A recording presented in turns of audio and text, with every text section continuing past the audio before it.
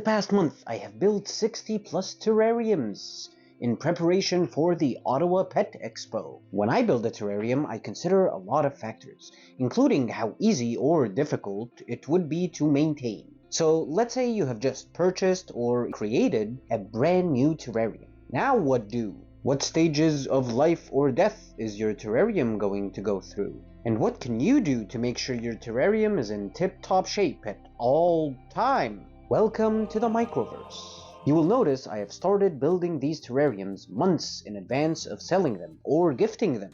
I do this in order to A. Observe my little creations to make sure life forms are thriving, and B. To make sure there are no pests or issues, like mold for example. Here we're gonna take a look at 4 different terrariums that I built about a month ago that will be available at the Ottawa Pet Expo. 2 of these are open terrariums, meaning there is no lid to contain the humidity, and the other 2 are closed terrariums, meaning if they are healthy from the start, they can potentially stay closed for weeks or even months without being maintained or even opened. But don't do that. Air quality is essential to the flora life forms and the little microfauna as well.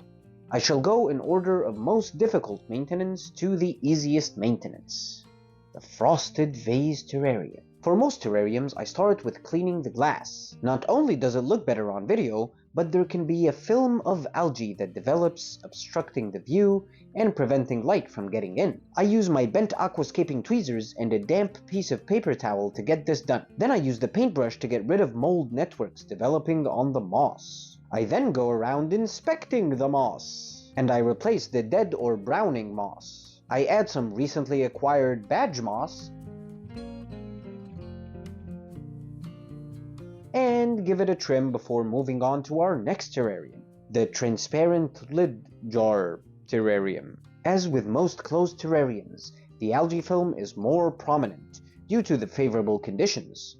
And while this terrarium did have minor mold networks, nothing a quick brushing wouldn't fix. These 2 types of moss here are star moss and hypnum moss. Or are they? No, seriously, if you can identify any moss with a degree of certainty, let's discuss in the comments, please. Due to the type of moss and simplicity of this terrarium, the only maintenance I do is trim the moss and add the trimmings back to the areas less dense with moss.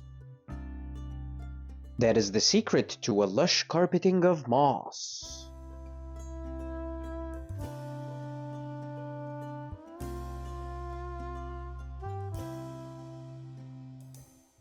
The cookie jar cliff.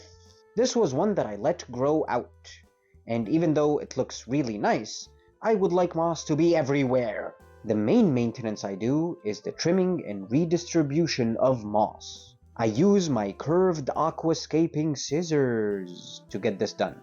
Hey, would you guys like a video about all the tools I use to make and maintain terrariums? Let me know if that's something you're interested in. After redistributing some moss, I decide that I need to add more moss.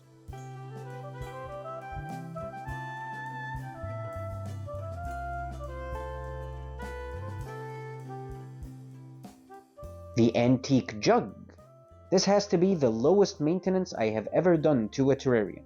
The Petunia cutting is well established, but not at the point of trimming yet. And the string moss I use tends to spread horizontally, so it covered the substrate in no time.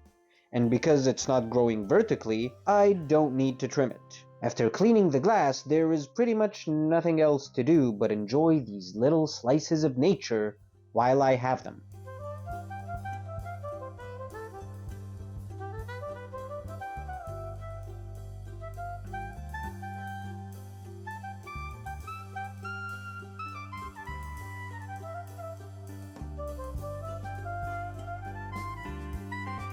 If you want to see more slices of nature, click here.